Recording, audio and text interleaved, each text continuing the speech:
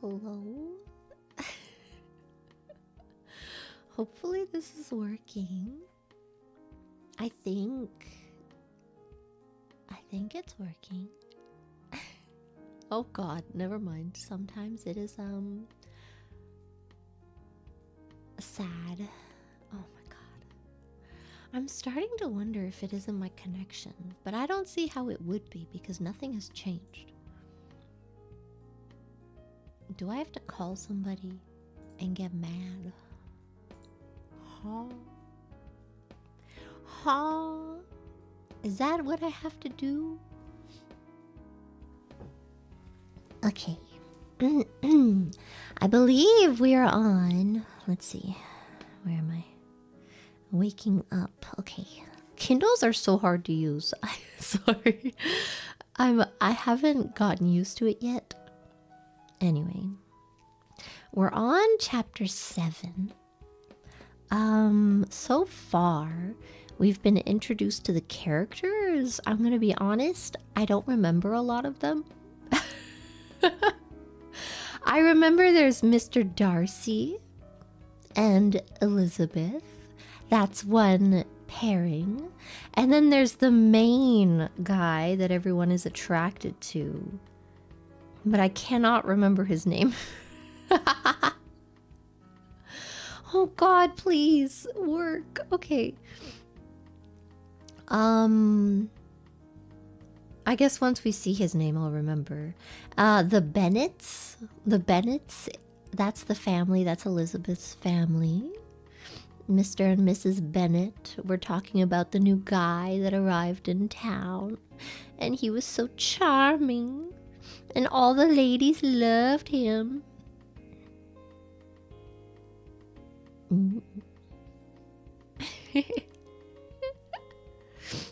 And then they met his friend, and everyone was like, oh my god, his friend is even more attractive and he makes even more money. But then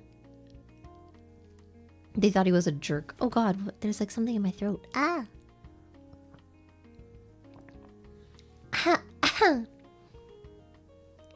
Okay, there's art of them. I have like a little bit of allergies today, I think. I don't know what's happening. I like something about my nose and throat today. I don't know. Hopefully it won't mess with the reading too much. No, my copy doesn't have drawings in it. I just have the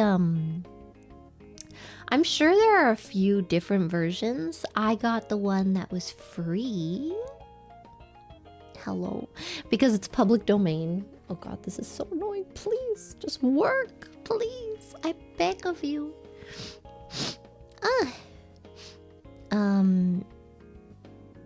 Yeah. Okay. I believe that's where we left off.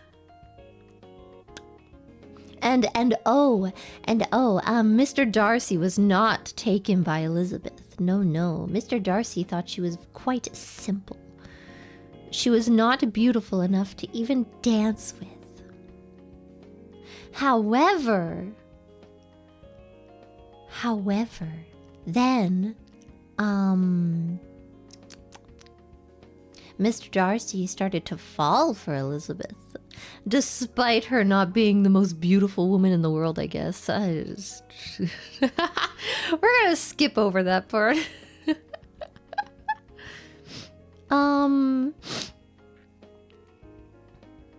Let's see. I'm sorry. I would not date somebody if I heard them talking about how I wasn't pretty enough to dance with, and then they like later confessed to me. I would not date them.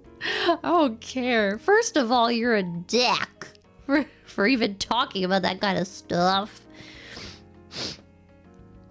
But you know, Loki would never. Yeah, so now we find out that Mr. Darcy is into Elizabeth. So there will be some kind of, you know, thing there. And he did dance with her. He did. someone kind of came in the middle and was like, "Oh, Elizabeth, you must dance with her." That's not negging. He didn't even know that she could hear them. His friend was like, "Oh, you should dance with Elizabeth," and he's like, "No, she's not pretty enough to dance with." Are you kidding me? Bro, y'all need to learn what negging is. That ain't it. And also, no. How about you be nice to somebody? Huh? Okay. We are moving on. Yeah, lowering your self-esteem. It's an abuse tactic, man. I ain't here for it. Okay. Oh my god. My nose. Okay. Here we go. So we are on chapter 7. Oh god, I'm not ready for reading today. Okay. Mr. Bennet's property. Oh my god. Okay, we're gonna start over. Is that a plane? Okay. I hate my life. I was looking into how to soundproof things. Because one day, you know, it'd be nice to be able to, like, do ASMR and stuff. But, it basically said you're out of luck if it's a window that you have to soundproof. I'm like, oh, okay. Like, I don't mind covering it, but nobody has any advice for even if you want to cover it. Because it's all like, how do you soundproof a window and still be able to see through it? I'm like, I don't need to see through it. It's okay. Anyway. Mr. Bennet's property consisted almost entirely in an estate of $2,000 a year, which, unfortunately for his daughters, was entailed in default of heirs male on a distant relation, and their mother's fortune, though ample for her situation in life, could but ill supply the deficiency of his. Her father had been an attorney in Meryton, and had left her £4,000. She had a sister married to a Mr. Phillips, who had been a clerk to their father and succeeded him in the business, and a brother settled in London in a respectable line of trade. The village of Longbourn was only 1 mile from Meryton, a most convenient distance for the young ladies who were usually tempted thither 3 or 4 times a week to pay their duty to their aunt and to a milliner's shop just over the way. The 2 youngest of the family, Catherine and Lydia, were particularly frequent in these attentions. Their minds were more vacant than their sisters', and when nothing better offered, a walk to Meryton was necessary to amuse their morning hours and furnish conversation for the evening. And however bare of news the country in general might be, they always contrived to learn some from their aunt. At present, indeed, they were well supplied with news and happiness by the recent arrival of a militia regiment in the neighborhood. It was to remain the whole winter, and Meryton was the headquarters. Their visit to Mrs. Phillips were now their visits. They have multiple visits. Their visits to Mrs. Phillips were now productive of the most interesting intelligence. Every day added something to their knowledge of the officers' names and connections. Their lodgings were not long a secret, and at length they began to know the officers themselves. Mr. Phillips invited them all, and this opened to his nieces a store of felicity unknown before.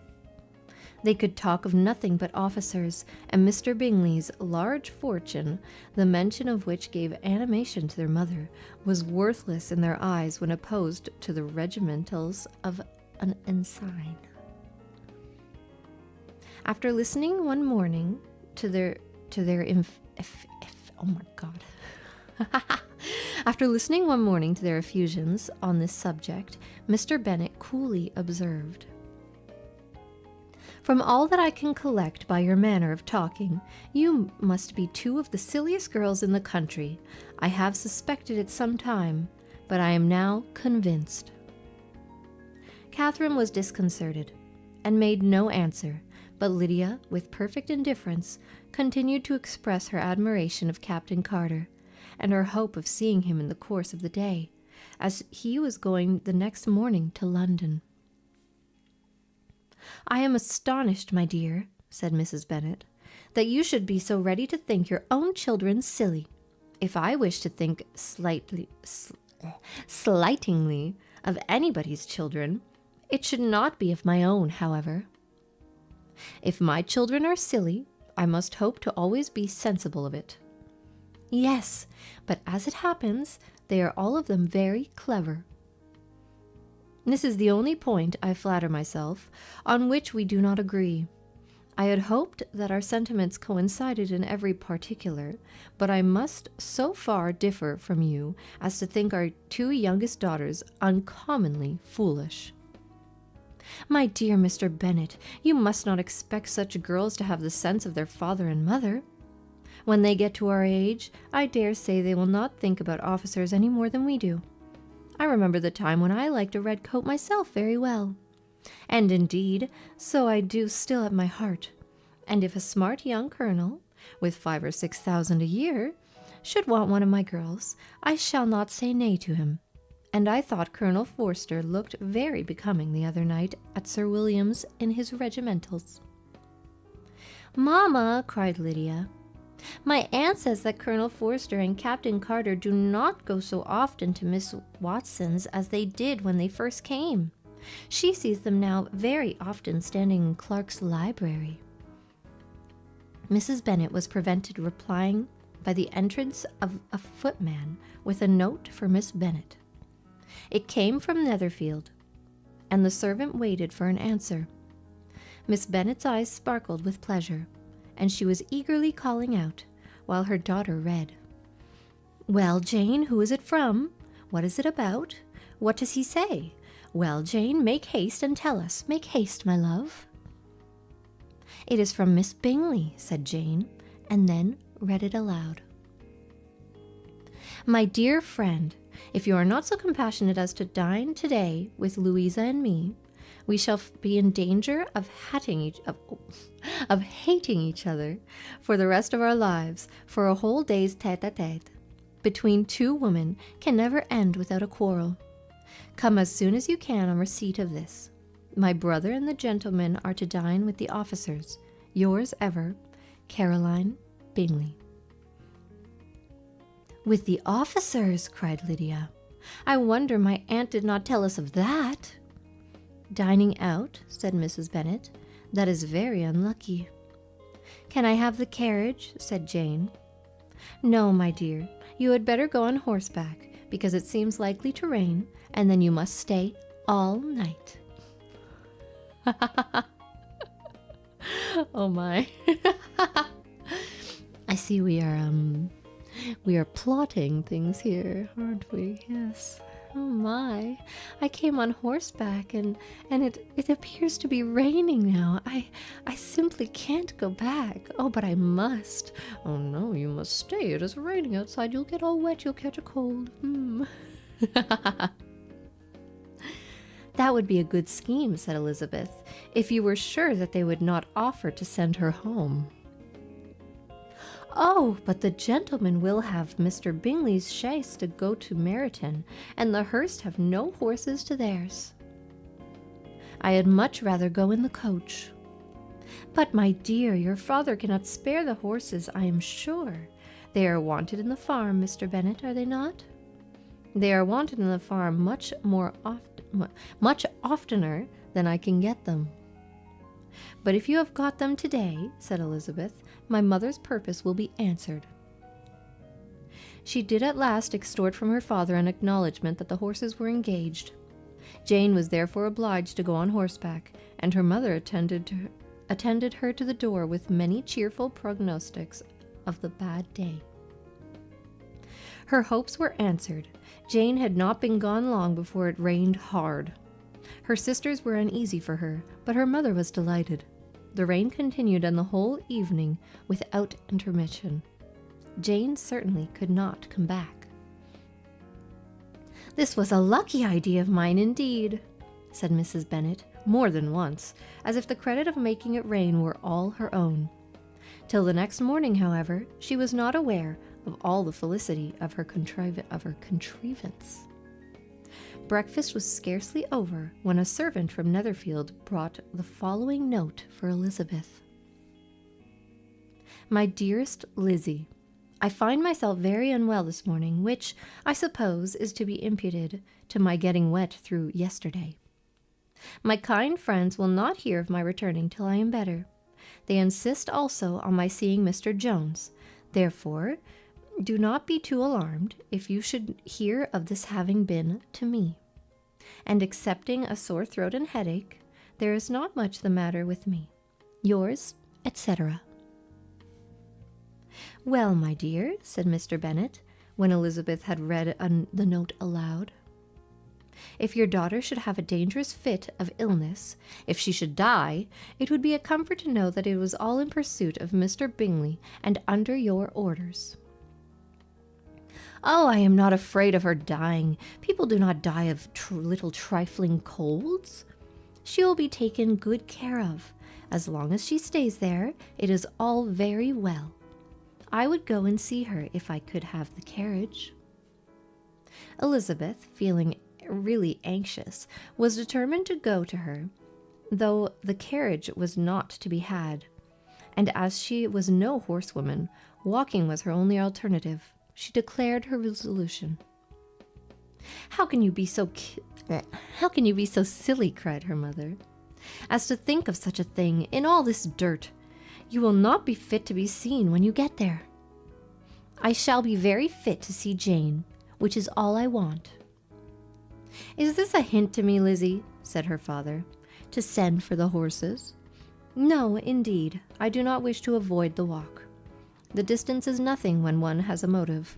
Only 3 miles. I shall be back by dinner."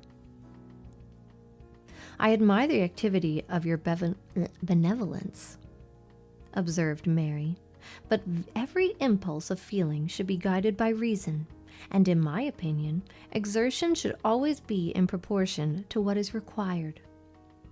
"We will go as far as Meryton with you," said Catherine and Lydia. Elizabeth accepted their company, and the 3 young ladies set off together. "If we make haste," said Lydia, as they walked along, "perhaps we may see something of Captain Carter before he goes." In Meryton they parted. The 2 youngest repaired to the lodgings of one of the officers' wives, and Elizabeth continued her walk alone, crossing field after field at a quick pace, jumping over stiles and springing over puddles with impatient activity, and finding herself at last within view of the house, with weary ankles, dirty stockings, and a face glowing with the warmth of exercise. She was shown into the breakfast parlor, where all but Jane were assembled, and where her appearance created a great deal of surprise. That she should have walked 3 miles so early in the day, in such dirty weather, and by herself, was almost incredible to Mrs. Hurst and Miss Bingley, and Elizabeth was convinced that they held her in contempt for it. She was received, however, very politely by them, and in their brother's manners there was something better than politeness.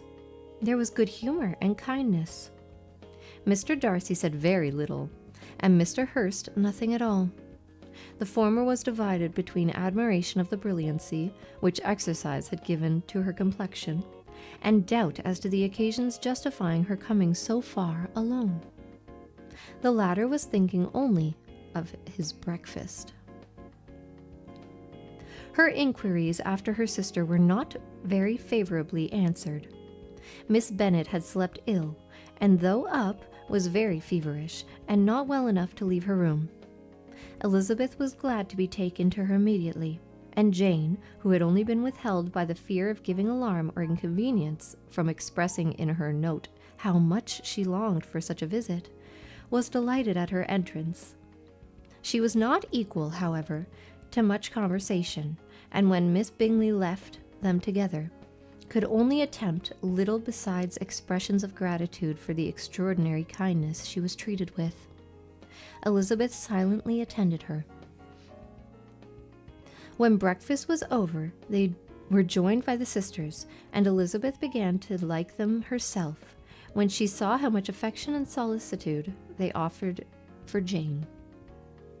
The apothecary came, and having examined his patient, said, as might be supposed, that she had caught a violent cold, and that they must endeavor to get the better of it, advised her to return to bed, and promised her some draughts.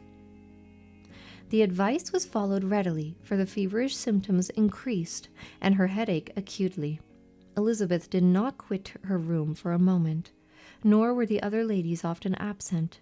The gentlemen being out, they had, in fact, nothing to do elsewhere. When the clock struck 3, Elizabeth felt that she must go, and very unwillingly said so. Miss Bingley offered her the carriage, and she only wanted a little pressing to accept it. When Jane testified such concern in parting with her, that Miss Bingley was obliged to convert the offer of the chaise to an invitation to remain at Netherfield for the present. Elizabeth most thankfully consented, and a servant was dispatched to Longbourn to acquaint the family with her stay and bring back a supply of clothes. No, are we buffering? No!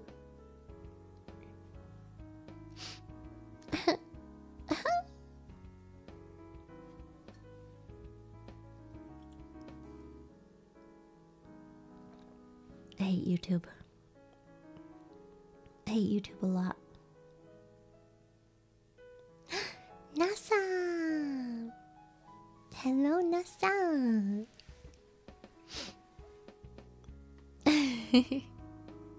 Redirect arigato. Oh God, man. I don't know why YouTube is like this recently. I wish they'd stop touching stuff. Look, I got shadow banned on YouTube. What? My messages aren't showing up and I can't super chat? What? I don't know how that works. I didn't do that. Hey. I don't even have mods, so... At least it's a read-along today. How are you doing after all the screaming? My voice is better. My voice yesterday was in a lot of pain. It was not great. Nah. Thank you, Ivan2249. This novel you're reading is simply marvelous, madam. Oh, thank you. My kindest thanks to you, sir. We did just finish chapter 7. So as we see, Jane was to go to a party. Yes.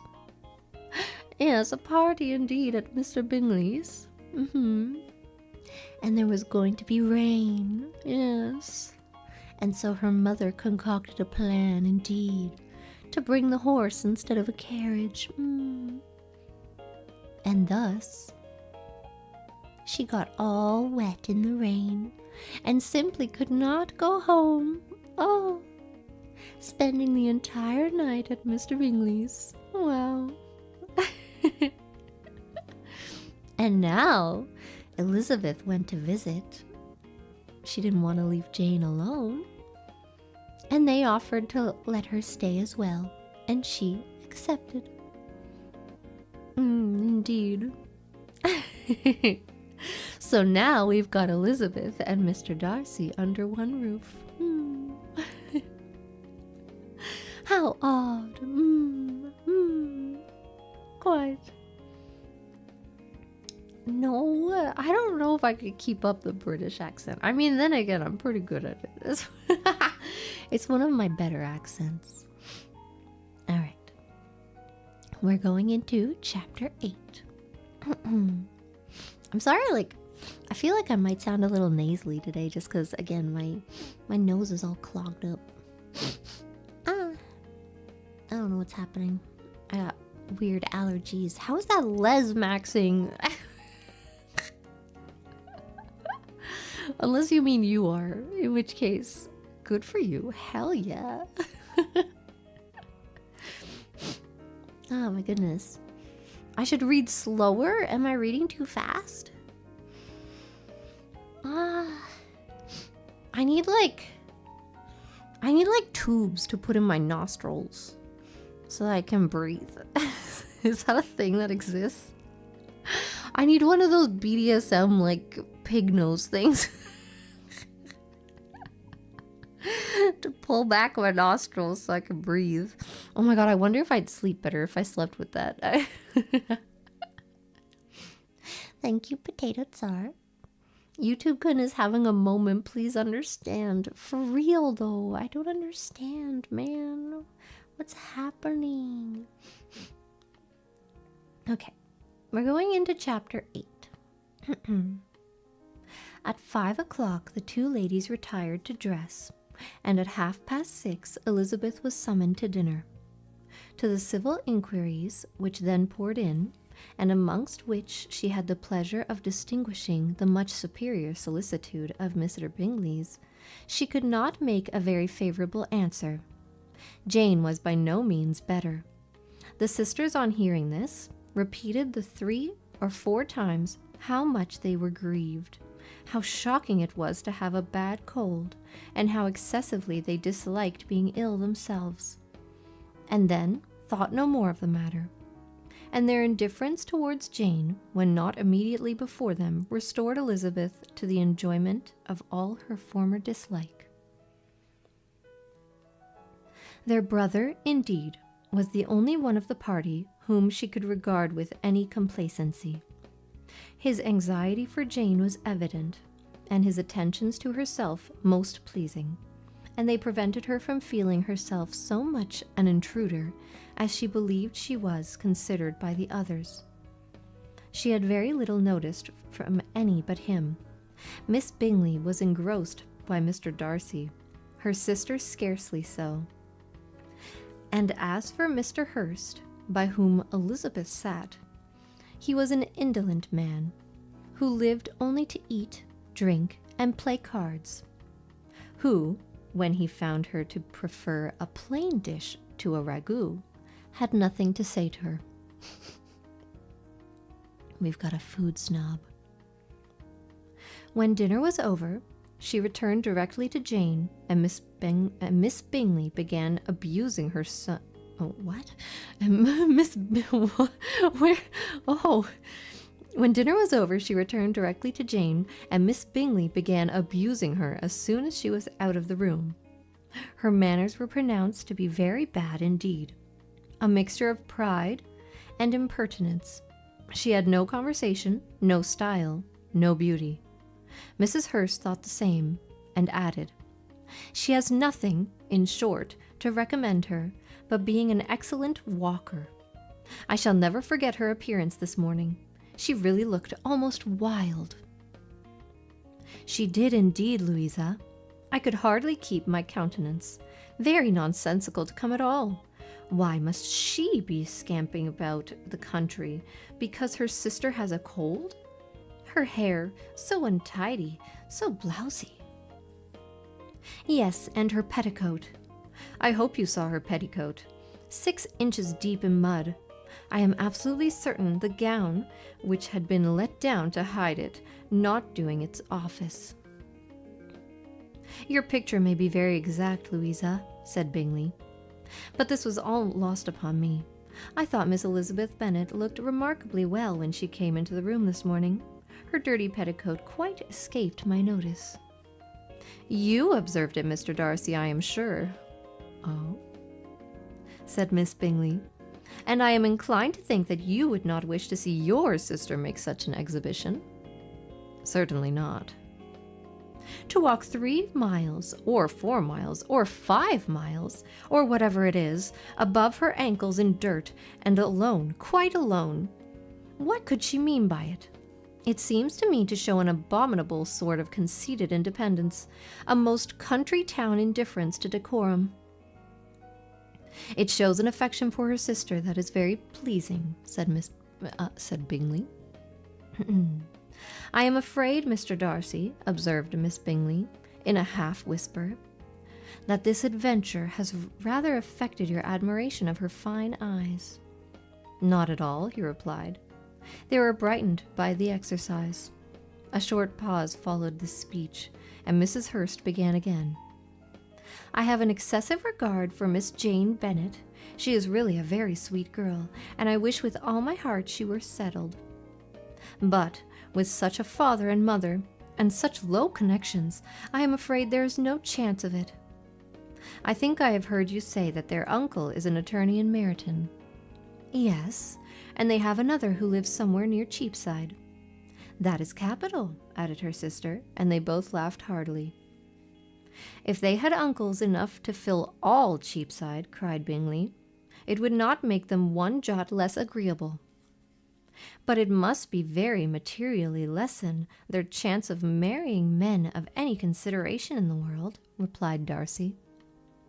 To this speech Bingley made no answer, but his sisters gave it their hearty assent, and indulged their mirth for some time at the expense of their dear friend's vulgar relations.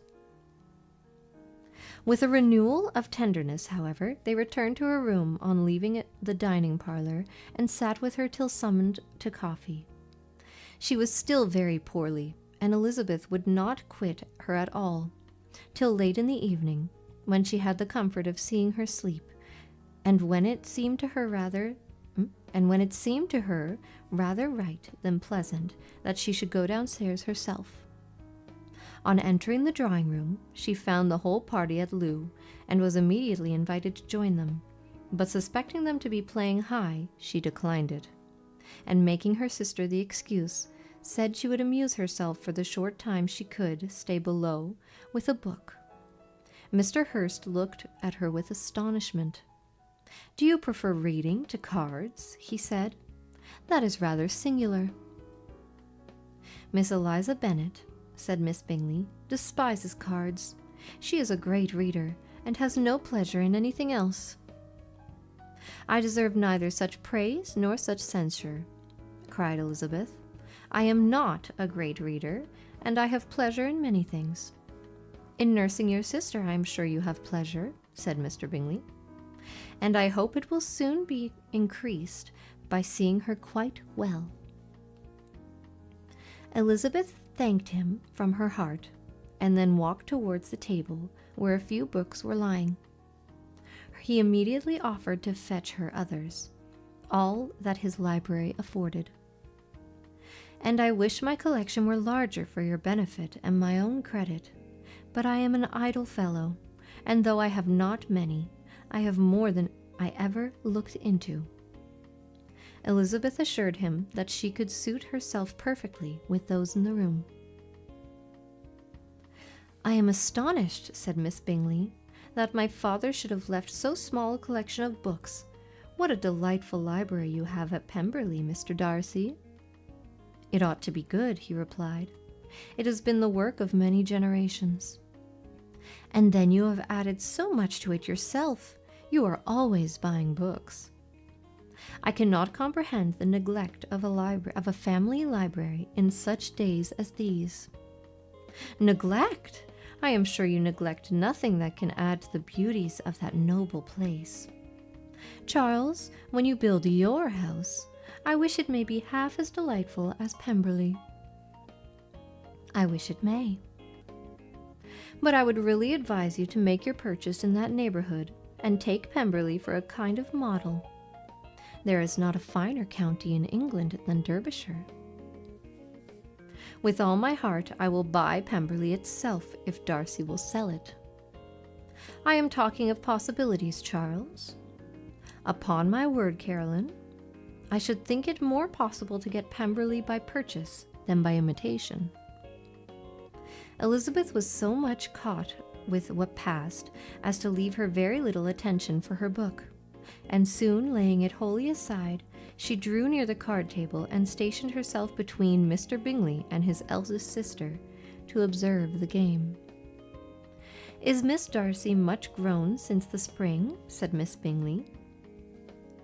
"Will she be as tall as I am?" "I think she will. She is now about Miss Elizabeth Bennet's height, or rather taller. How I long to see her again! I never met with anybody who delighted me so much.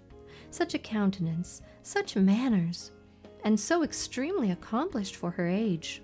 Her performance on the pianoforte is exquisite.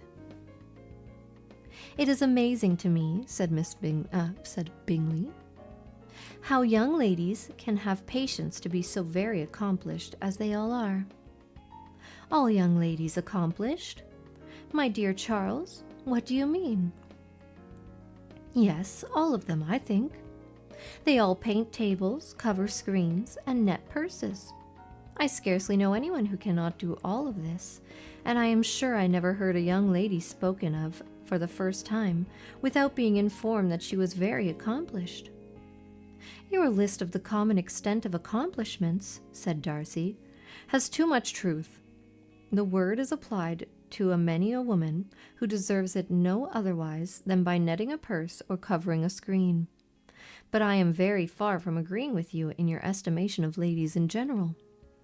I cannot boast of knowing more than half a dozen, in the whole range of my acquaintance, that are really accomplished.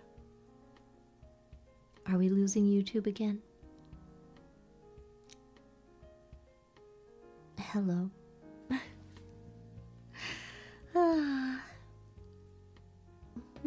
Yes, indeed, quite. Yes, indeed, quite terrible. No one has said anything about it.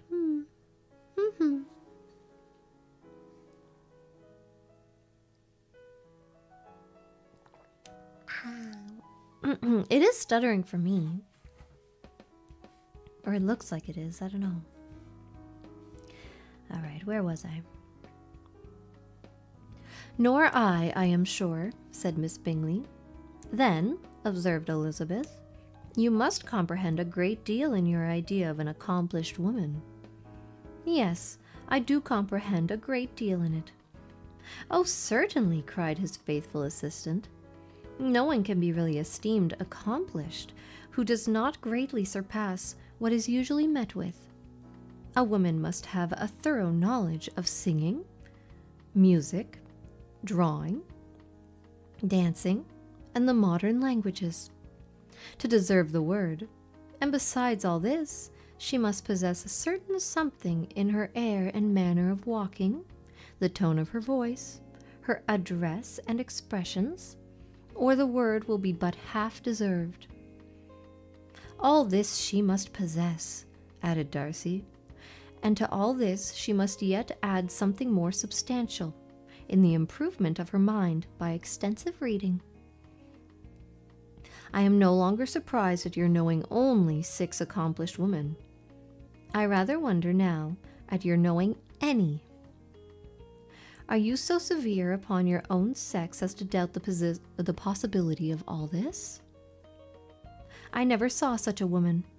I never saw such a capacity, and taste, and application, and elegance, as you describe, united.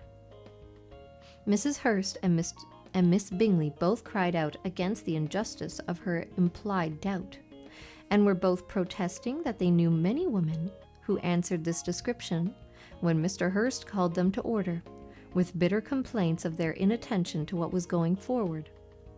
As all conversation was thereby at an end, Elizabeth soon afterwards left the room. Elizabeth Bennet, said Miss Bingley when the door was closed on her, is one of those young ladies who seek to recommend themselves to the other sex by undervaluing their own. Oh, she just called her a pick-me.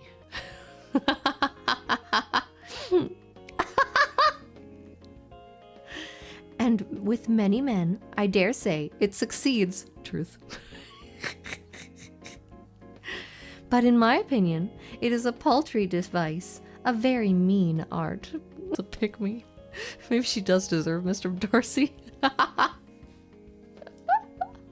Oh no.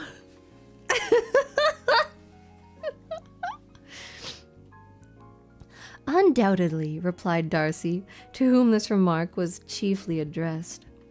There is a meanness in all the arts which ladies sometimes condescend to employ for captivation. Whatever bears affinity to cunning is despicable. Miss Bingley was not so entirely satisfied with this reply as to continue the subject. Elizabeth joined them again, only to say that her sister was worse, and that she could not leave her. Bingley urged Mr. Jones being sent for her immediately, while his sisters, convinced that no country advice could be of any service, recommended an express to town for one of the most eminent physicians. This she would not hear of, but she was not so unwilling to comply with their brother's proposal, and it was settled that Mr. Jones should be sent for early in the morning, if Miss Bennet were not decidedly better. Bingley was quite uncomfortable. His sisters declared that they were miserable. They solaced their wretchedness, however, by duets after supper, while he could find no better relief to his feelings than by giving his housekeeper directions that every attention might be paid to the sick lady and her sister.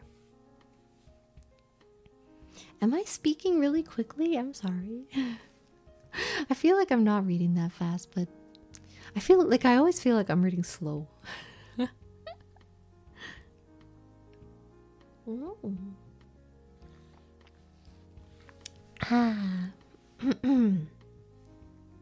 You never know what a pick-me girl is before?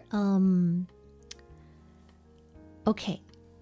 Now, we'll get into some definitions. I will say what most people think it is incorrect. A lot of people think that it's like an alternate girl, alt, if you will, who, you know, probably is a gamer and like is a little laid back, you know. However, this is not the case. This is usually for the attention of men.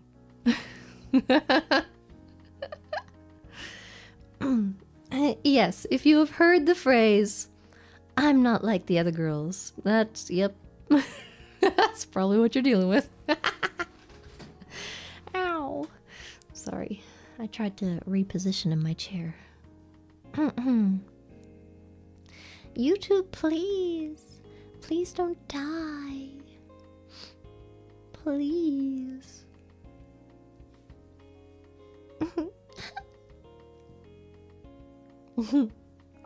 Can I say it again?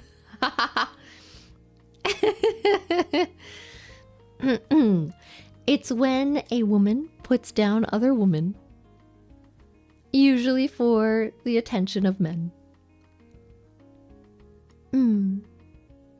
Yes.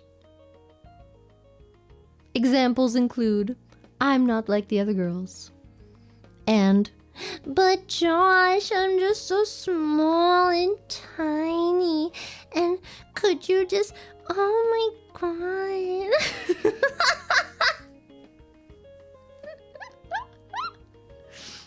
But it's okay, because you know what? I think every girl goes through that. Yes, indeed. I too, at one point, was a pick-me.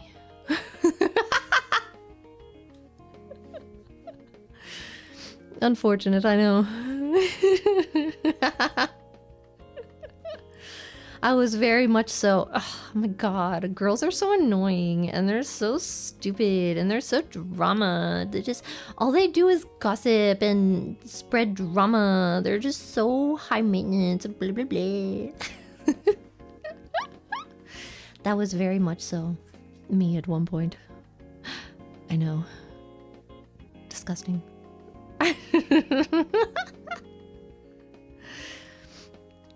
No longer. I love women. Yeah,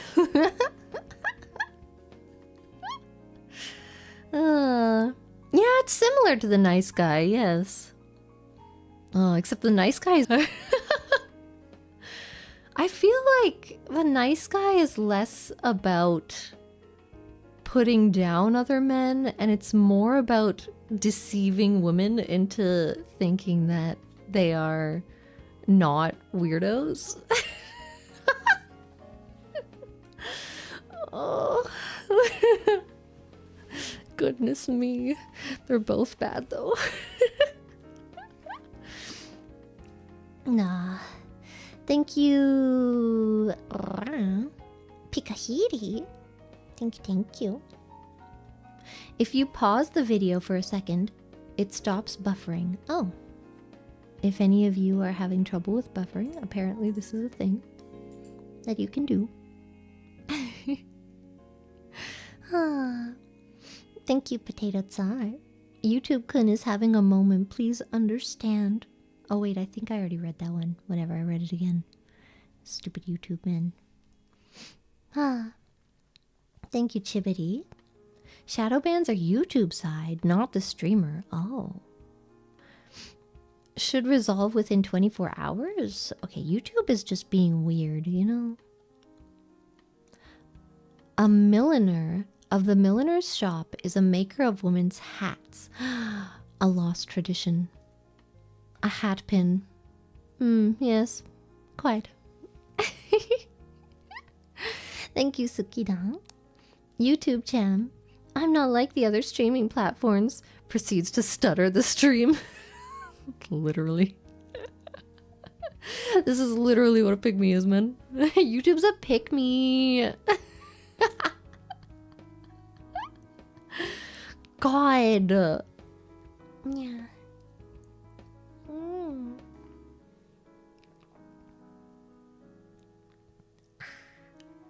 Thank you, Crumbles. I'm not like other men. I'm far worse. Oh no. Wait, so like... so like a nice guy?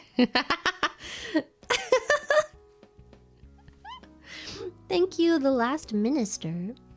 Your rendition is most pleasing to the ear, miss, despite YouTube operating in cheap side. I was confused. That's not what it's called, right?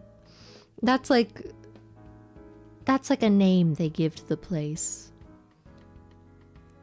Because it's cheap, correct?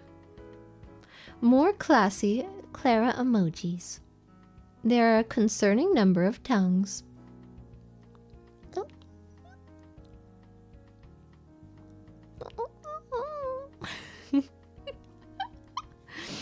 All right. If anyone is joining just now, there was a party at the Bingley's residence, and it was going to rain, and Jane was set to go to the party. However, her mother convinced her to not bring horse and carriage and to instead go on horseback, so that she would be caught in the rain and unable to go back home. A plan indeed. And then when she inevitably got sick, Elizabeth went to visit her, and now she, too, is staying at the Bingleys. And Mr. Darcy, of course, is there as well. Yes, indeed. Oh.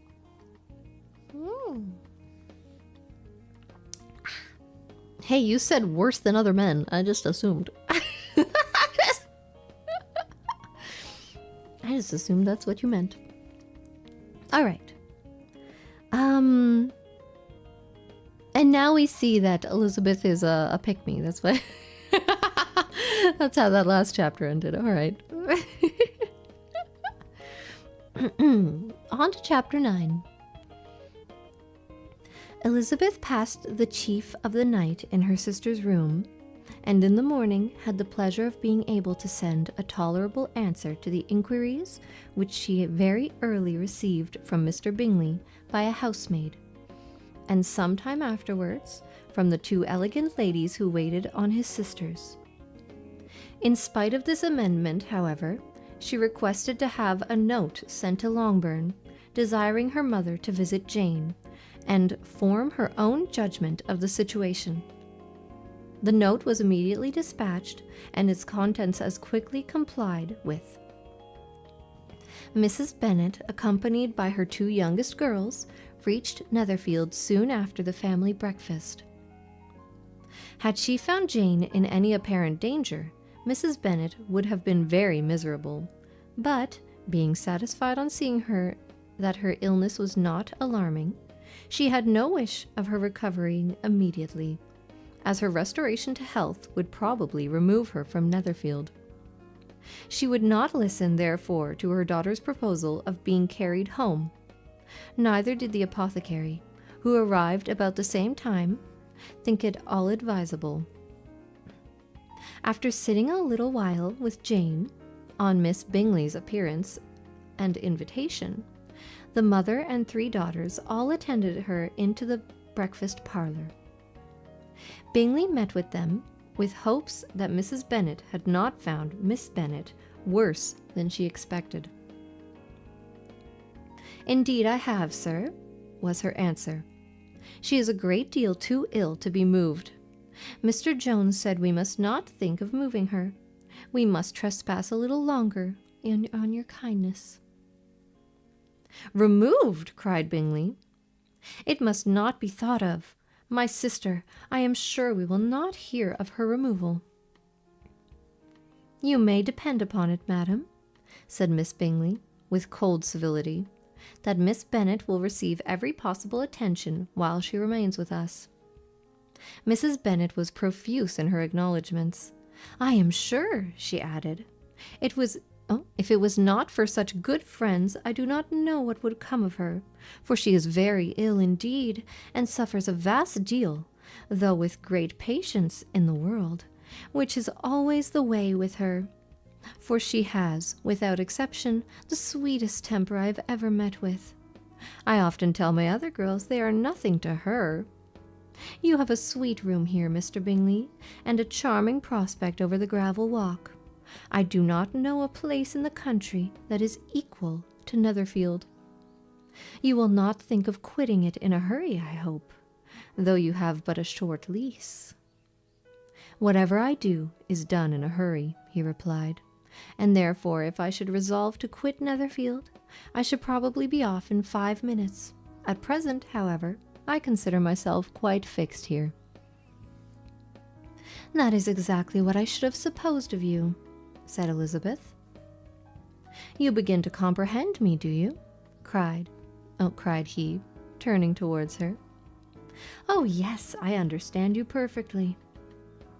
"I wish I might take this for a compliment, but to be so easily seen through, I am afraid, is pitiful." That is as it happens. It does not follow that deep, intricate character is more or less estimable than such a one as yours. "Lizzie," cried her mother, "remember where you are, and do not run on in the wild manner that you are suffered to do so at home." I read that terribly. "Remember where you are, and do not run on in the wild manner that you are suffered to do at home." I don't know why that sentence tripped me up so much. "I did not know before," continued Bingley immediately, "that you were a studier of character. It must be an amusing study." "Yes, but intricate characters are the most amusing. They have at least that advantage." "The country," said Darcy, "can in general supply but a few subjects for such a study. In a country neighbourhood you move in a very confined and unvarying society. But people themselves alter so much that there is something new to be observed in them forever." "Yes, indeed," cried Mrs. Bennet, offended by his manner of mentioning a country neighbourhood. "I assure you there is quite as much of that going on in the country as in town." Everybody was surprised, and Darcy, after looking at her for a moment, turned silently away. Mrs. Bennet, who fancied she had gained a complete victory over him, continued her triumph. "I cannot see that London has any great advantage over the country, for my part, except the shops and the public places. The country is a vast deal pleasanter, is it not, Mr. Bingley?" "When I am in the country," he replied, "I never wish to leave it, and when I am in town, it is pretty much the same. They have their advantages, and I can be equally happy in either." "Aye, that is because you have the right disposition. But that gentleman," looking at Darcy, "seemed to think the country was nothing at all." Indeed, Mamma, you are mistaken, said Elizabeth, blushing for her mother. You quite mistook Mr. Darcy. He only meant that there was not such a variety of people to be met with in the country as in the town, which you must acknowledge to be true. Oh, she's standing up for Mr. Darcy. Certainly, my dear, nobody said there were. But as to not meeting with many people in this neighborhood, I believe there are few neighborhoods larger. I know we dine with 24 families. Nothing but concern for Elizabeth could enable Bingley to keep his countenance. His sister was less delicate, and directed her eyes towards Mr. Darcy with a very expressive smile. Elizabeth, for the sake of saying something that might turn her mother's thoughts, now asked her if Charlotte Lucas had been at Longbourn since her coming away. Yes, she called yesterday with her father. What an agreeable man Sir William is, Mr. Bingley, is he not? So much the man of fashion, so genteel and easy. He was always something to say to everybody. That is my idea of good breeding, and those persons who fancy themselves very important and never open their mouths quite mistake the matter. Did Charlotte dine with you? No, she would go home. I fancy she was wanted about the mince pies. For my part, Mr. Bingley, I always keep servants that can do their own work. My daughters are brought up very differently, but everybody is to judge for themselves, and the Lucases are very good sorts of girls, I assure you. It is a pity they are not handsome. Not that I think Charlotte so very plain, but then she is our particular friend. Damn, she just called the whole family ugly. She seems a very pleasant young woman. Oh dear, yes, but you must own that she is very plain. Lady Lucas herself has often said so, and envied me Jane's beauty. I do not like to boast of my own child, but to be sure, Jane, one does not often see anybody better looking. It is what everybody says. I do not trust my own partiality.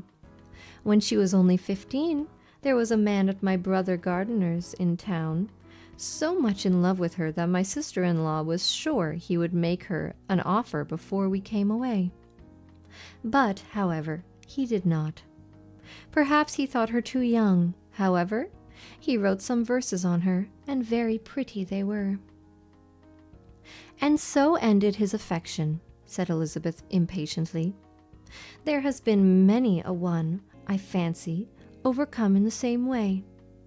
I wonder who first discovered the efficacy of poetry in driving away love. I have been used to consider poetry as the food of love, said Darcy. Yes, plain means mid. Of a fine, stout, healthy love it may. Everything nourishes what is strong already, but if it only a slight, thin sort of inclination, I am convinced that one good sonnet will starve it entirely away. Darcy only smiled, and the general pause which ensued made Elizabeth tremble lest her mother should be exposing herself again. She longed to speak, but could think of nothing to say, and after a short silence, Mrs. Bennet began repeating her thanks to Mr. Bingley for his kindness to Jane, with an apology for troubling him also with Lizzie. Mr. Bingley was unaffectedly civil in his answer, and forced his younger sister to be civil also, and say what the occasion required. She performed her part indeed without much graciousness, but Mrs. Bennet was satisfied, and soon afterwards ordered her carriage. Upon this signal, the youngest of her daughters put herself forward. The two girls had been whispering to each other during the whole visit, and the result of it was that the youngest should tax Mr. Bingley with having promised on his first coming into the country to give a ball at Netherfield.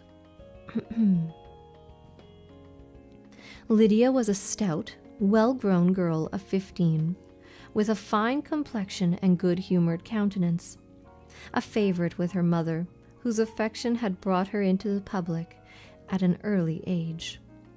She had a high animal spirits. She was feral?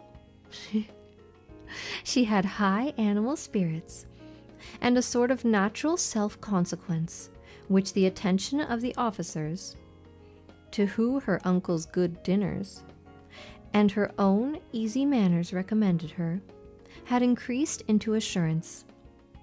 She was very equal, therefore, to address Mr. Bingley on the subject of the ball, and abruptly reminded him of his promise, adding that it would be the most shameful thing in the world if he did not keep it. His answer to this sudden attack was delightful to their mother's ear. I am perfectly ready, I assure you, to keep my engagement. And when your sister is recovered, you shall, if you please, name the very day of the ball. But you would not wish to be dancing when she is ill. Lydia declared herself satisfied. Oh, yes, it would be much better to wait till Jane was well, and by that time most likely Captain Carter would be at Meryton again. And when you have given your ball, she added, I shall insist on their giving one also. I shall tell Colonel Forster it will be quite a shame if he does not.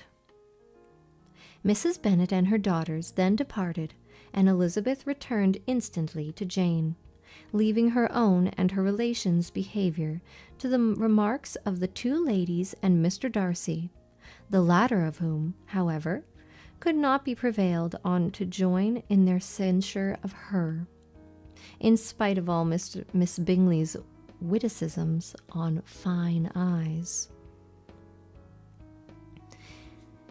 Interesting. I need more water. Yes.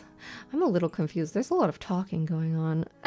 It gets confusing when there's a lot of back and forth between multiple characters. From what I gather, they're talking about having a ball. That much I gathered, yes. They are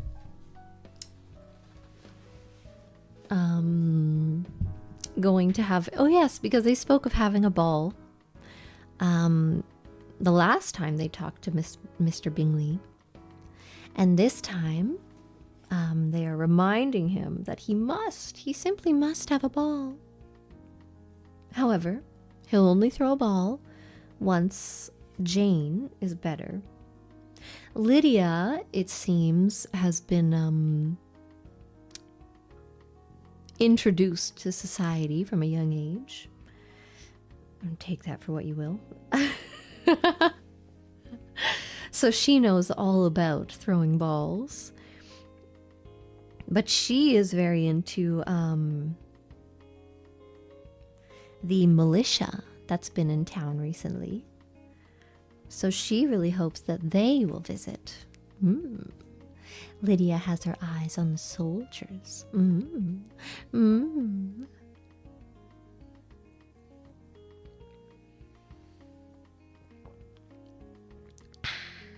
Sorry. My mouth is it gets so dry when I talk for so long. Thank you, Rit the Egg. If you are using OBS, turning off DVR makes the stream run better. It's been a common issue with YouTube streams with DVR enabled. You mean the ability to go back? What the heck? I've never had that problem before. That's so weird. Man, I hate turning it off though. It's so annoying. Oh my god, I hate when I go into a stream and I can't move it around. It bothers me so much. It's a pet peeve of mine, man. Thank you, Tibbity. Cheapside was a common English street name that meant marketplace. Oh. It was not originally derogatory, but the But the modern meaning of cheap was taking root by the time of Austen, and the characters considered the Cheapside neighborhood with ill regard. Oh my. Oh my, indeed. Thank you, Tom Hands. Like this comment if you... What the... Bro. Bro. Thank you, Anonymous. As someone who can't listen to ASMR, I am truly enjoying this reading. Thank you. Oh, you're welcome. You and me both, man. ASMR kind of hurts my soul. But it's interesting. I liked it. You know, like, I like the idea of whisper ASMR, or like talking ASMR, you know what I mean? I'm not really into like the... Oh god, I was looking up like ASMR mics the other day to like see comparison videos, and it was terrible. I was like trying to hear the difference, but then it's all I can hear is...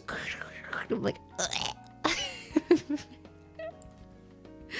It makes me like want to be violent. Oh goodness. Thank you, Crumples. The last time I talked and heard about balls so much was when it concerned Guard Jillian Hiss. Bro. Guys, it's November. Stop concerning yourself with your balls.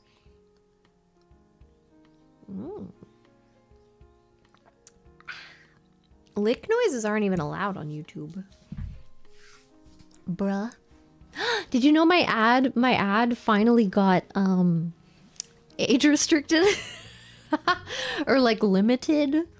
My ad. You know what it was targeted for? Like partial nudity. I think they just don't like my voice. I think they just don't like my voice. Because that was my regular model. My regular model is fine. They're lying to me, man.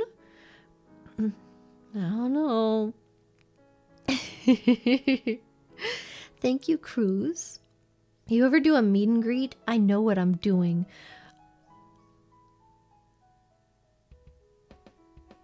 I'm scared to ask. You're gonna get kicked out. Alrighty, here we go. Wait, I should drink more water first.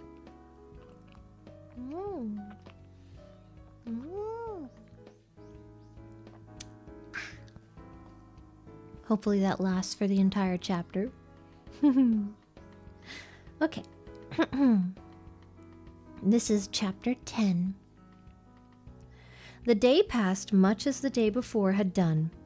Mrs. Hurst and Miss Bingley had spent some hours of the morning with the invalid, who continued, though slowly, to mend, and in the evening Elizabeth joined their party in the drawing-room. The loo table, however, a lootable, it's cut off in a very strange way. Apologies. The lootable, however, did not appear. Mr. Darcy was writing, and Miss Bingley, seated near him, was watching the progress of his letter and repeatedly calling off his attention by messages to his sister. Mr. Hurst and Mr. Bingley were at a pique, and Mrs. Hurst was observing their game. Elizabeth took up some needlework, and was sufficiently amused in attending to what passed between Darcy and his companion. The perpetual commendations of the lady, either on his handwriting, or on the evenness of his lines, or on the length of his letter, with the perfect unconcern with which her praises were received, formed a curious dialogue, and was exactly in union with her opinion of each. How delighted Miss Darcy will be to receive such a letter. He made no answer.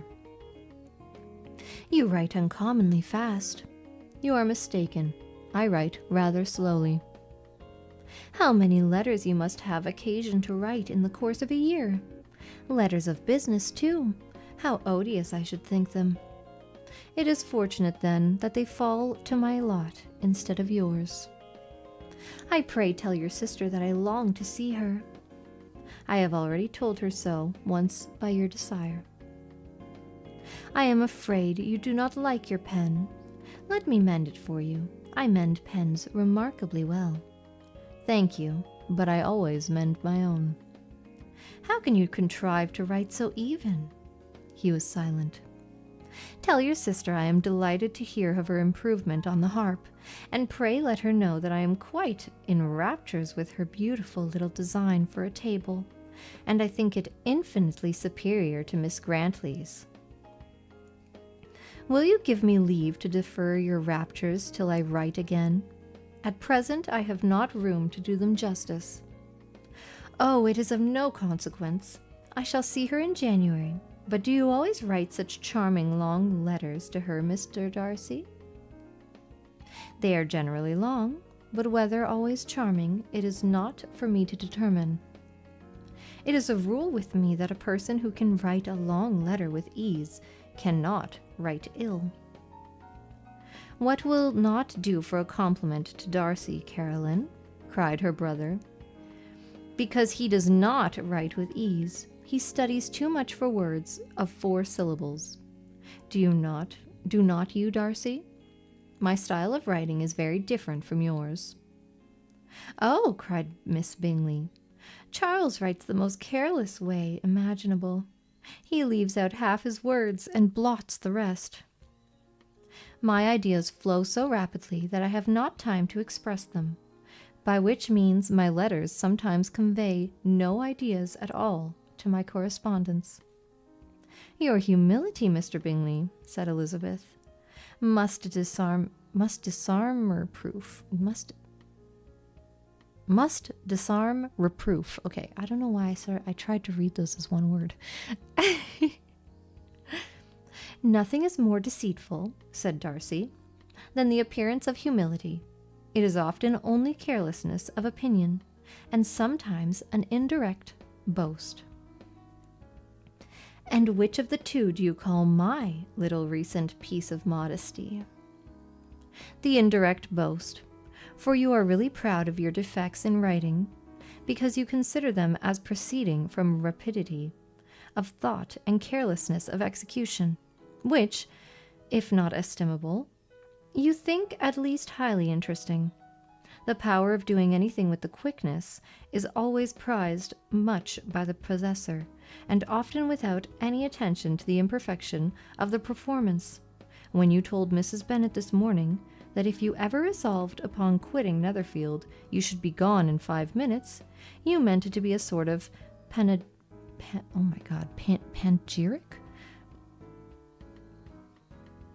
Of compliment to yourself, and yet what is there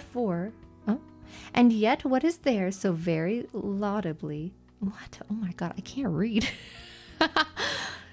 And yet what is there so very laudable in a precipitance which must leave very necessary business undone, and can be of no real advantage to yourself or anyone else?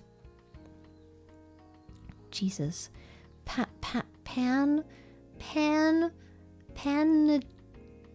That doesn't help. Panegyric?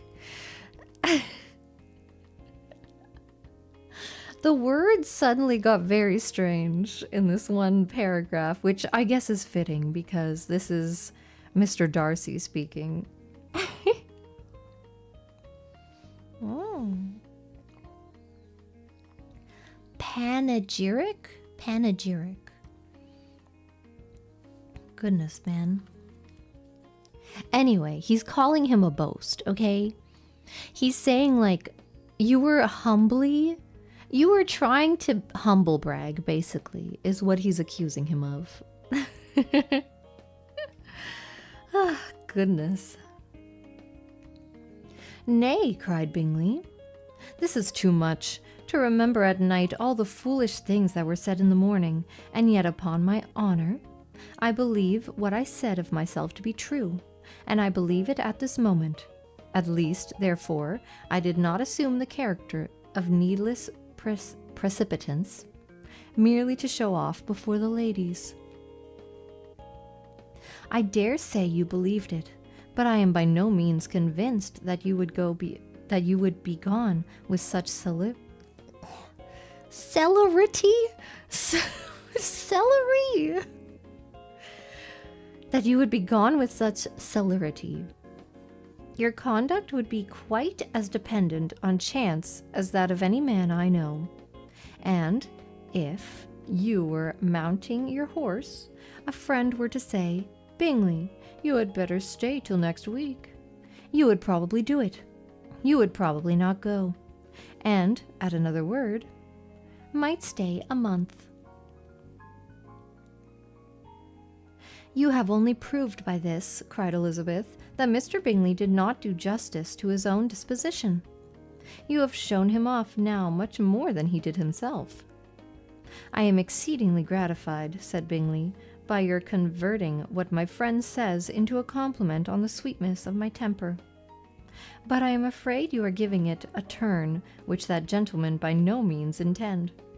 For he would certainly think better of me if under such a circumstance I were to give a flat denial and ride off as fast as I could. Would Mr. Darcy then consider the rashness of your original intentions as atoned for by your obstinacy in adhering to it? Upon my word, I cannot exactly explain the matter. Darcy must speak for himself. You expect me to account for opinions which you choose to call mine, but which I have never acknowledged.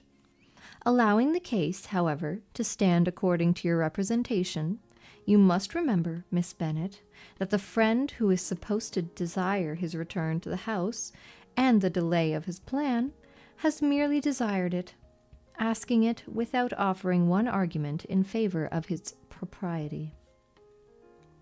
To yield readily, easily, to the persuasion of a friend is no merit with you. To yield without conviction is no compliment to the understanding of either. You appear to me, Mr. Darcy, to allow nothing for the influence of friendship and affection. A regard for the requester would often make one readily yield to a request, without waiting for arguments to reason one into it. I am not particularly speaking of such a case as you have supposed about Mr. Bingley. We may as well wait, perhaps, till the circumstance occurs before we discuss the discretion of his behavior thereupon.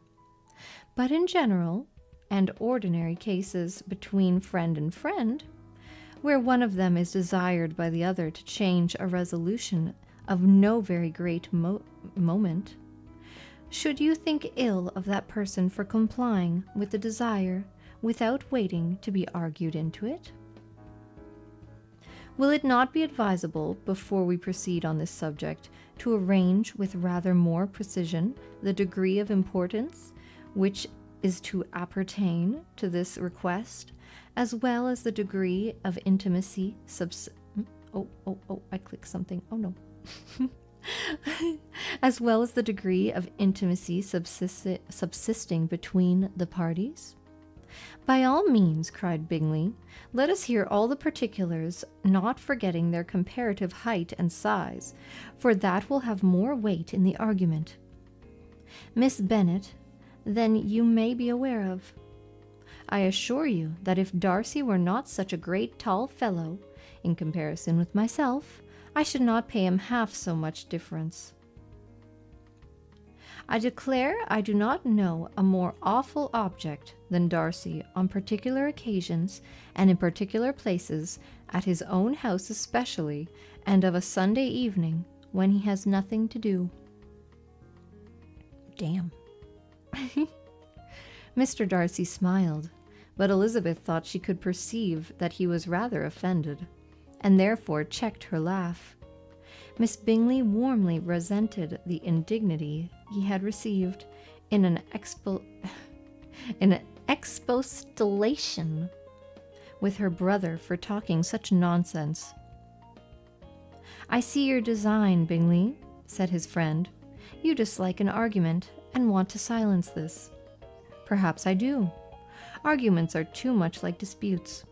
If you and Miss Bennet will defer yours till I am out of the room, I shall be very thankful, and then you may say whatever you like of me." "What you ask," said Elizabeth, "is no sacrifice on my side, and Mr. Darcy had much better finish his letter." Mr. Darcy took her advice and did finish his letter. When that business was over, he applied to Miss Bingley and Elizabeth for an indulgence of some music. Miss Bingley moved with some alacrity to the pianoforte, and after a polite request that Elizabeth would lead the way, which the other as politely and more earnestly negatived, she seated herself. Mrs. Hurst sang with her sister, and while they were thus employed, Elizabeth could not help observing, as she turned over some music books that lay on the instrument, how frequently Mr. Darcy's eyes were fixed on her. Oh my! She hardly knew how to suppose that she could be an object of admiration to so great a man, and yet that he should look at her because he disliked her was still more strange. She could only imagine, however, at last, that she drew his notice because there was something more wrong and reprehensible, according to his ideas of right, than in any other person present. The supposition did not pain her. She liked him too little to care for his approbation. After playing some Italian songs, Miss Bingley varied the charm by a lively Scotch air, and soon afterwards Mr. Darcy, drawing near Elizabeth, said to her, "Do not you feel a great inclination, Miss Bennet, to seize such an opportunity of dancing a reel?" "Oh my! Oh, Mr. Darcy, how forward of you!" She smiled, but made no answer. He repeated the question, with some surprise at her silence. "Oh," said she, "I heard you before, but I could not immediately determine what to say in reply. You wanted me, I know, to say yes, that you might have the pleasure of despising my taste. But I always delight in overthrowing those kinds of schemes and cheating a person of their premeditated contempt. I have therefore made up my mind to tell you that I do not want to dance a reel at all, and now despise me if you dare." "Indeed, I do not dare." "Oh." Elizabeth, having rather expected to affront him, was amazed at his gallantry, but there was a mixture of sweetness and archness in her manner which made it difficult for her to affront anybody, and Darcy had never been so bewitched by any a woman as he was by her.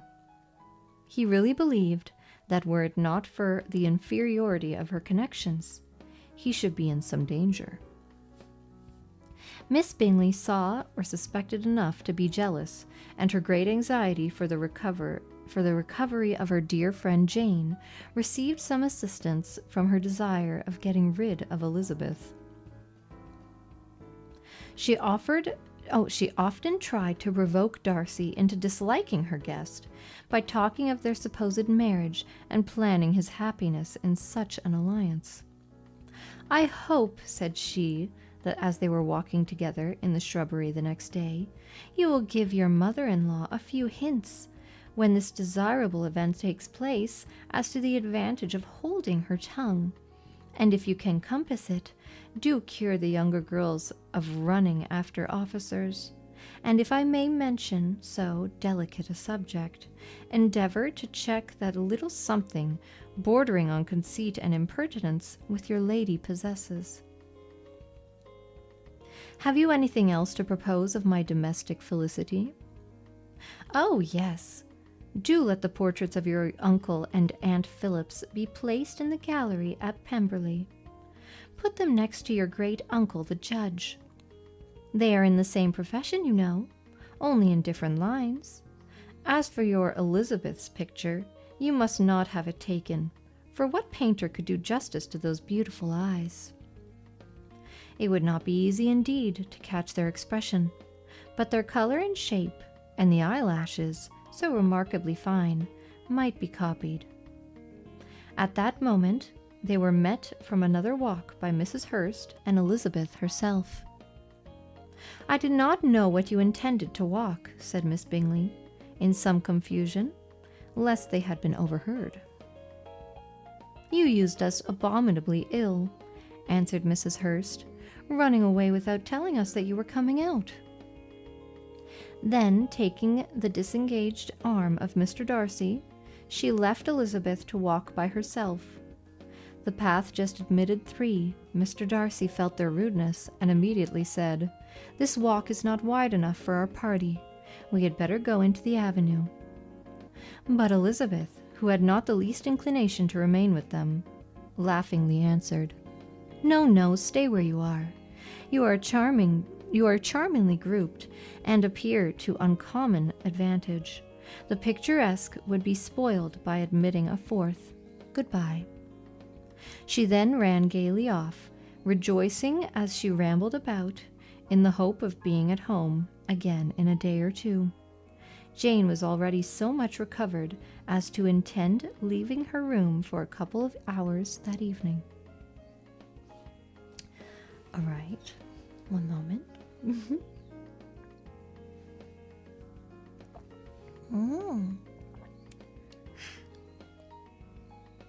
Goodness, so dry.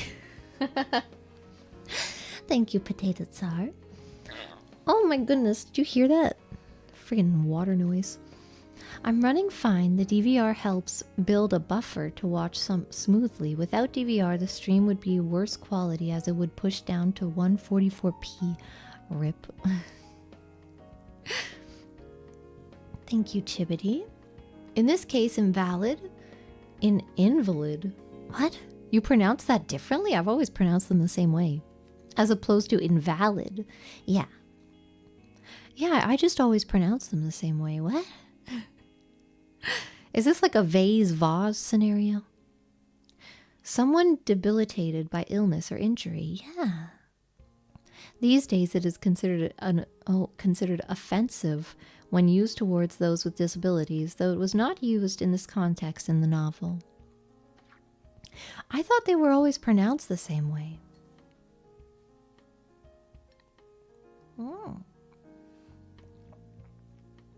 I know they're different words. I just thought they were pronounced the same way. And yes, vase and vase are also different words, by the way. They have different meanings. They're just spelt the same way. I had a little bit of a stretch. A vase is something that you put flowers in, and a vase is something you do not. All right. Understand. Thank you, Xa.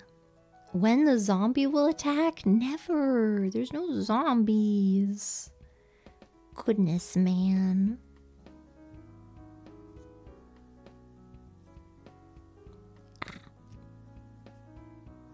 There's a vase and a vase. What do you do with it? It's art. A vase is just art on its own. A vase is usually cheaper and therefore is used to put flowers in it.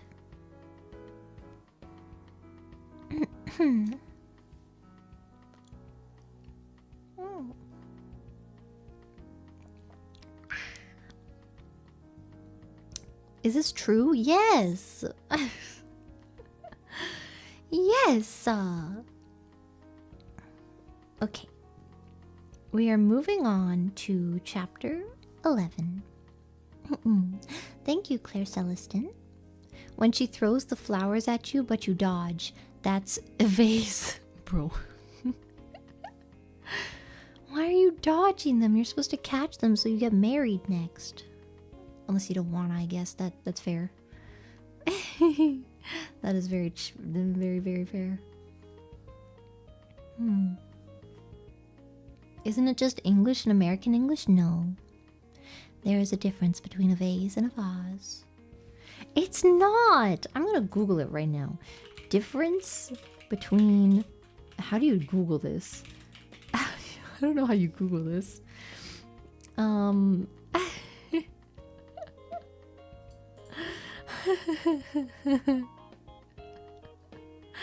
It's kind of hard to Google when they're both spelled the same.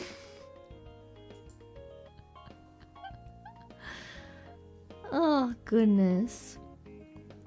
When is a vase a vase? Oh, goodness.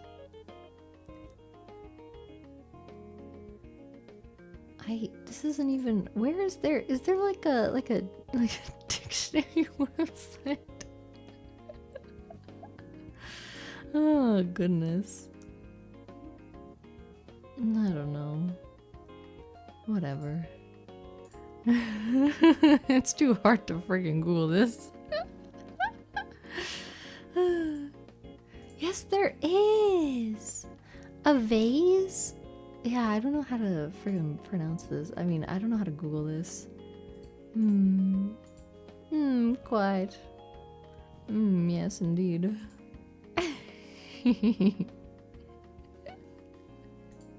Although I think that's more of a British American thing, perhaps.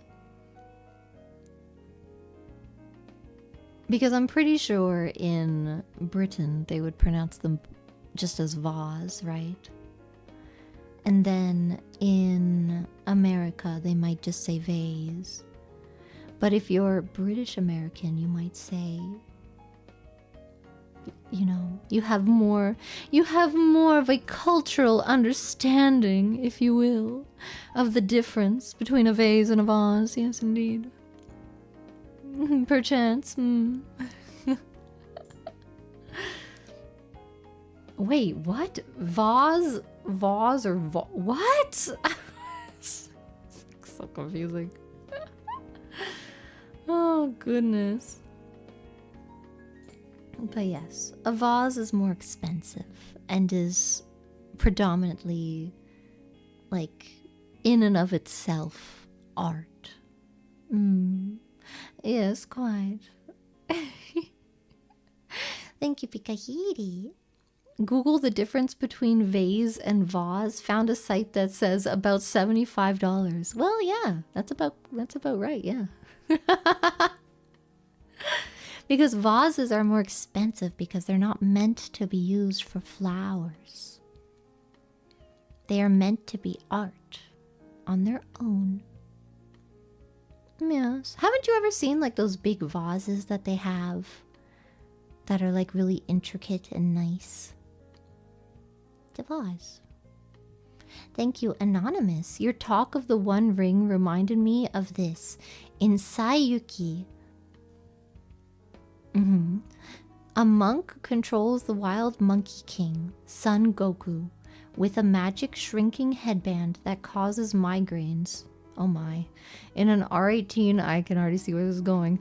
In an R18 version, the band is instead on Girl Goku's lady button. What? Where it spins on command? Okay, wait a second. That's not where I thought it was going at all. It's a headband? How does... I don't wanna... That sounds painful. Never mind. We're moving on. That sounds painful. I don't think that's what they meant by lady button. What is a lady button? Oh my. Do you not learn these things in like the 6th grade? It's not about whipples. What do you mean? Some of y'all need to go back to frickin' sex ed.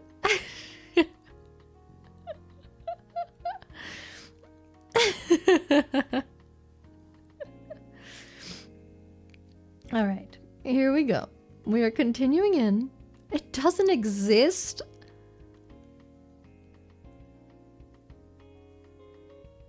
I have no words because, you know, although you might be joking, there are people that literally believe that. And I worry. I worry for the state. Oh, goodness. Okay, here we go. Chapter 11. Wait, I should drink. Oh, goodness.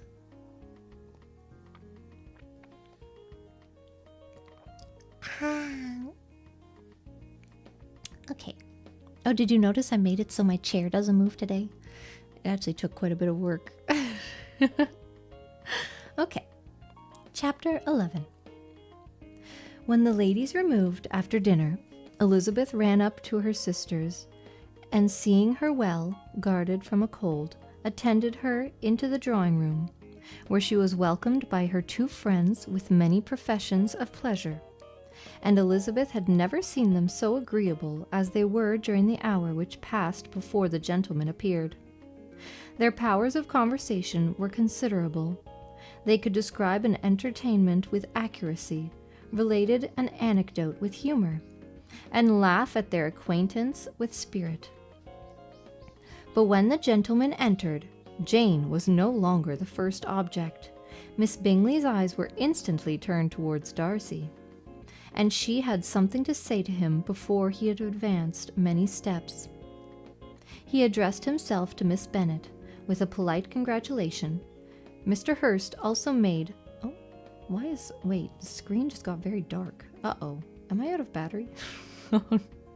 What just happened? Huh? I don't know what happened. Hello? The Kindle died. No, wait. I don't think the battery only lasts that long. Wait a second. Wait, let me try to plug it in. Oh, goodness.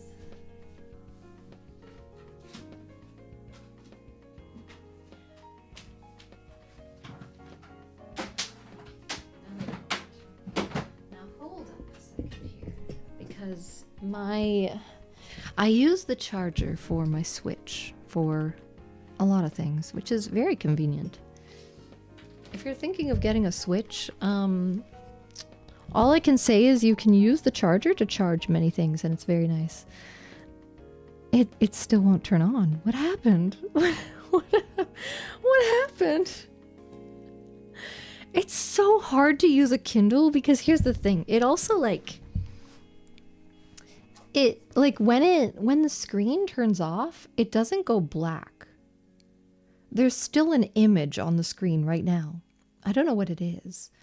It's like, oh, I think it's a, is this a typewriter maybe? It might be a typewriter. Bro, literally the ebook friggin' just died. Hello? I plugged it in, but it doesn't seem to be doing anything. It suddenly got like dim, and I was like, oh, what's happening? And then it died. So I don't know what happened. And no, I do not look like a typewriter. Okay, wait, let me check. How do you... I don't know how to swipe this thing. It's at 92%. It's at 92%. Huh? Bro, I don't know what's happening. Okay, anyway. Yeah, it just randomly went to sleep. I don't even know what happened. Okay. Where was I? Alright, Mr. Darcy came in. Okay. Creepy. It's not an app. I'm using a literal Kindle. I don't know what happened. This is the only app that's on it. Okay. Advanced many steps, he addressed himself to Miss Bennet with a polite congratulation. Mr. Hurst also made her a slight bow, and said he was very glad, but diffuseness and warmth remained for Bingley's salutation. Now I'm all over the place. Okay. He was full of joy and attention. The first half hour was spent in piling up the fire. lest she should suffer from the change of room, and she removed at his desire to the other side of the fireplace, that she might be further from the door. He then sat down by her and talked scarcely to anyone else. Elizabeth, at work in the opposite corner, saw it all with great delight. I feel like you can hear my freaking tongue, man.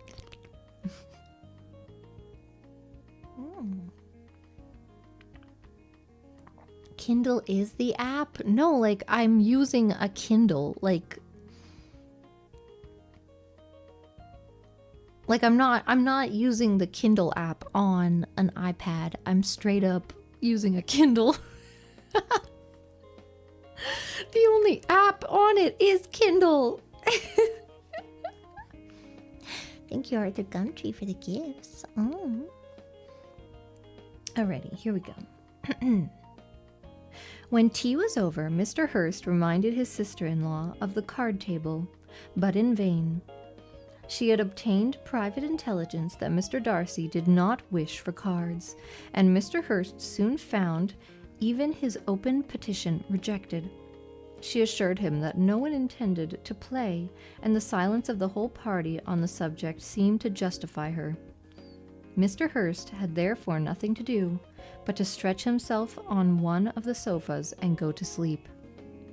Darcy took up a book, Miss Bingley did the same, and Mrs. Hurst, principally occupied in playing with her bracelets and rings, joined now and then in her brother's conversation with Miss Bennet.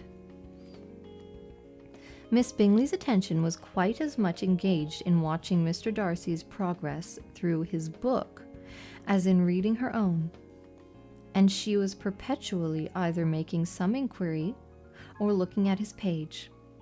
She could not win him over, however, to any conversation. She merely answered the question and read on. At length, quite exhausted by the attempt to be amused with her own book, which she had only chosen because it was the second volume of his, she gave a great yawn and said, "How pleasant it is to spend an evening this way. I declare, after all, there is no enjoyment like reading. How much sooner one tires of anything than a book. When I have a house of my own, I shall be miserable if I have not an excellent library." No one made any reply. She then yawned again, threw aside her book, and cast her eyes around the room in quest for some amusement. When hearing her brother mentioning a ball to Miss Bennet, she suddenly turned towards him and said, "By the by, Charles, are you really serious in meditating a dance at Netherfield? I would advise you, before you determine on it, to consult the wishes of the present party. I am much mistaken if there are not some among us whom a ball would be rather a punishment rather than a pleasure." "If you mean Darcy," cried her brother, "he may go to bed if he chooses before it begins, but as for the ball, it is quite a settled thing, and as soon as Nichols has made white soup enough, I shall send round my cards." "I should like balls infinitely better," she replied, "if they were carried on in a different manner, but there is something insufferably tedious in the usual process of such a meeting. It would surely be much more rational if conversation instead of dancing were made the order of the day." "Much more rational, my dear Caroline, I dare say, but it would not be near so much like a ball." Miss Bingley made no answer, and soon afterwards she got up and walked about the room. Her figure was elegant, and she walked well, but Darcy, at whom it was all aimed, was still inflexibly studious. In the desperation of her feelings, she resolved on one effort more, and, turning to Elizabeth, said, "Miss Eliza Bennet, let me persuade you to follow my example, and take a turn about the room. I assure you it is very refreshing after sitting so long in one attitude." Elizabeth was surprised, but agreed to it immediately. Miss Bingley succeeded no less in the real object of her civility. Mr. Darcy looked up. He was as much awake to the novelty of attention in that quarter as Elizabeth herself could be, and unconsciously closed his book. He was directly invited to join their party, but he declined it, observing that he could imagine but two motives for their choosing to walk up and down the room together, with either of which motives his joining them would interfere. What could he mean? She was dying to know what could be this meaning, and asked Elizabeth whether she could at all understand him. Not at all, was her answer, but depend upon it, he means to be severe on us, and our surest way of disappointing him will be to ask nothing about it. Miss Bingley, however, was incapable of disappointing Mr. Darcy in anything, and persevered, therefore, in requiring an explanation of his two motives. "I have not the smallest objection to explaining them," said he, as soon as she allowed him to speak. "You either choose this method of passing the evening because you are in each other's confidence, and have secret affairs to discuss, or because you are conscious that your figures appear to be the greatest advantage in walking. If the first, I would be completely in your way, and if the second, I can admire you much better as I sit by the fire." "Oh, shocking!" cried Miss Bingley. "I never heard anything so abominable. How shall we punish him for such a speech?" "Nothing so easy if you have but the inclination," said Elizabeth. "We can all plague and punish one another. Tease him, laugh at him. Intimate as you are, you must know how it is to be done." "But upon my honor, I do not. I do assure you that in my intimacy has not yet taught me that. Tease calmness of manner and presence of mind. No, I feel he may defy us there. And as to laughter, we will not expose ourselves, if you please, by attempting to laugh without a subject. Mr. Darcy may hug himself." "Oh. He may what now?" "Excuse me?" "Thank you, Reclipter. Thank you for the gifts."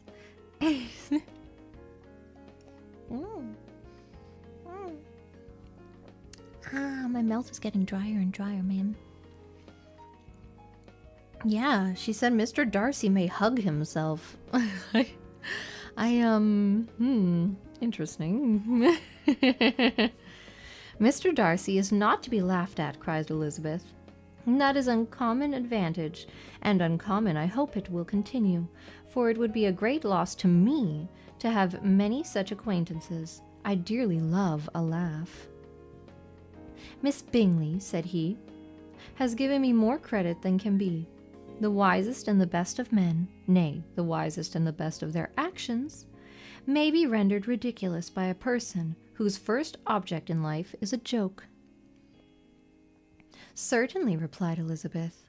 "There are such people, but I hope I am not one of them. I hope I never ridicule what is wise and good. Follies and nonsense, whims and inconsistencies do divert me, I own, and I laugh at them whenever I can.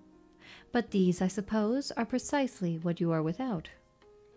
Perhaps that is not possible for anyone, but it has been the study of my life to avoid those weaknesses which often expose a strong understanding to ridicule. Such a vanity and pride. Yes, vanity is a weakness indeed, but pride, where there is a real superiority of mind, pride will be always under good regulation." Elizabeth turned away to hide a smile. "Your examination of Mr. Darcy is over, I presume?" said Miss Bingley. "And pray what is the result? I am perfectly convinced by it that Mr. Darcy has no defect. He owns it himself without disguise." "No," said Darcy, "I have made no such pretension. I have faults enough, but they are not, I hope, of understanding. My temper I dare not vouch for. It is, I believe, too little yielding. Certainly too little for the convenience of the world. I cannot forget the follies and vices of others so soon as I ought, nor their offences against myself. My feelings are not puffed about with every attempt to move them. My temper would perhaps be called resentful. My good opinion, once lost, is lost forever." "That is a failing indeed," cried Elizabeth. "Implacable resentment is a shade in a character, but you have chosen your fault well. I really cannot laugh at it. You are safe from me." There is, I believe, in every disposition a tendency to some particular evil, a natural defect which not even the best education can overcome. "And your defect is to hate everybody, and yours," he replied with a smile, "is willfully to misunderstand them." "To let us have a little music," cried Miss Bingley, tired of a conversation in which she had no share. "Louisa, you will not mind my waking Mr. Hurst?" Her sister had not the smallest objection, and the pianoforte was opened, and Darcy, after a few moments' recollection, was not sorry for it. He began to feel the danger of paying Elizabeth too much attention. Oh, the danger in paying Elizabeth too much attention. Oh my, what a danger is that? Yeah, Mr. Darcy, it appears, holds on to grudges, indeed. Thank you, 2000 choice. 감사합니다. 크라라 이모.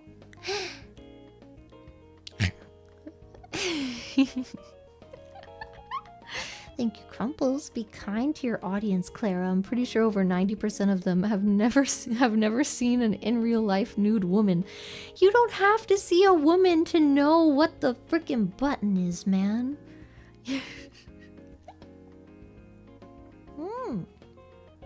Miss Bingley is rather jealous, is she not? Oh my. Oh my, indeed, and very scandalous too, yes. Yes, the relations between Mr. Darcy and Elizabeth are beginning to get rather spicy. Indeed, quite. Thank you, Recha. Welcome. Welcome, welcome. No, don't push the button. Not unless you're allowed.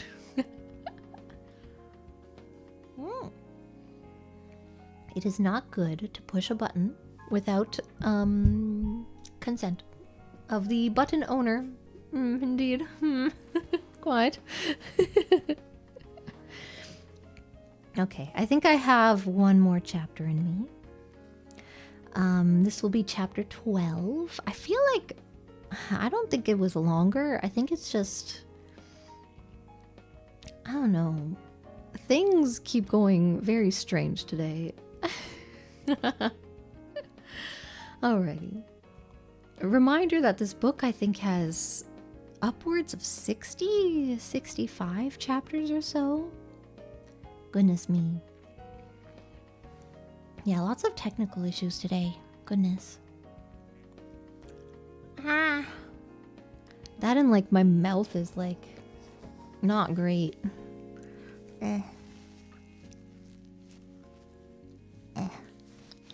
It's like it's very wet, but I feel like it's because it's dry. Does that make sense? You know what I mean? It's like when you have too much salt and then your body holds on to water, so you need to actually drink more water when you have a lot of salt. You know, Sakana didn't believe me when I told him that. Thank you, Recliptor. I heard the button is like an elevator. You can keep pushing it, but it won't come any faster. Yes. Yes, indeed. Go ahead.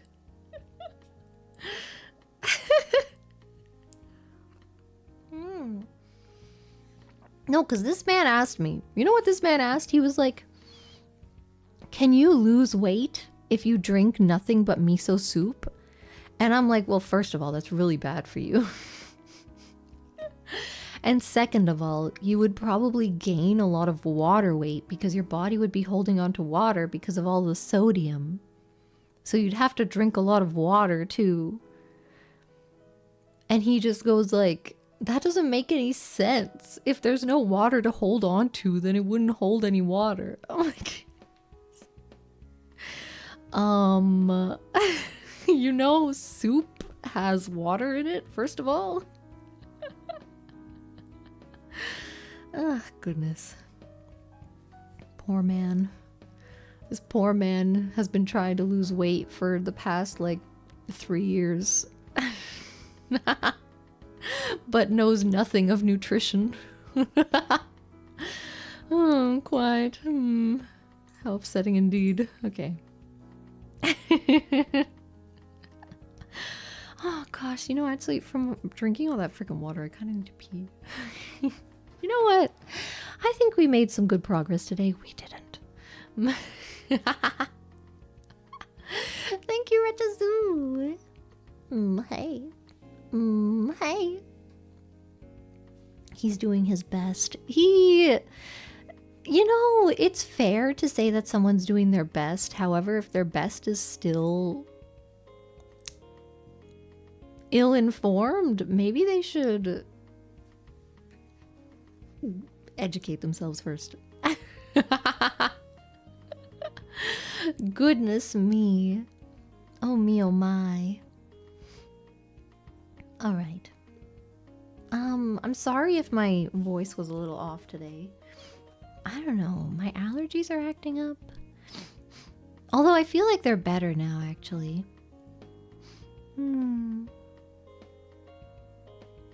But my voice was rather, my mouth is just like I can...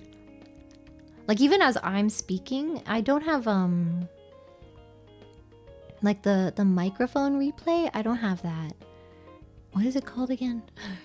Whatever. I can't hear myself speaking through the microphone, but I hear it as I'm talking. Maybe I'm just really... Maybe my misophonia is just like acting up more today. Oh, goodness. Quite indeed, yes. They definitely knew what buttons were, okay? I believe they had servants that were appointed to this very subject. Okay, I'm gonna go. I'll see you tomorrow for... We're probably gonna do Mario Sunshine. I think we might play Mario Sunshine just because I really want to finish that game. Apparently, I'm very close to the end, so hopefully we can finish it. I'd really like to finish that game. I don't want to play it anymore. But at the same time, I'm like, I can't not finish the game at this point. You know, it's sunken cost fallacy. You know what I mean? Anyway, I'll see you all tomorrow. I hope you enjoyed the book. These last few chapters have been a little annoying with all... I mean, not annoying. Have been a little confusing with all the dialogue. But hopefully it's not too confusing. If you're reading along, it is free online. Because it's public domain. So if you're reading along, it's probably a lot easier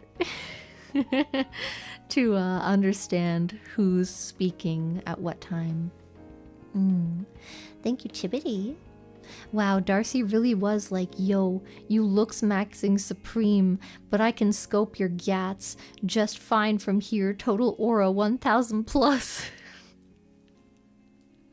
Bro. Gen Z, Pride and Prejudice, when? Okay, I'm gonna go. My throat is like dying, kind of. Goodbye, everybody. I'll see you tomorrow. Bye-bye. Good night to everyone who's going to bed. Bye.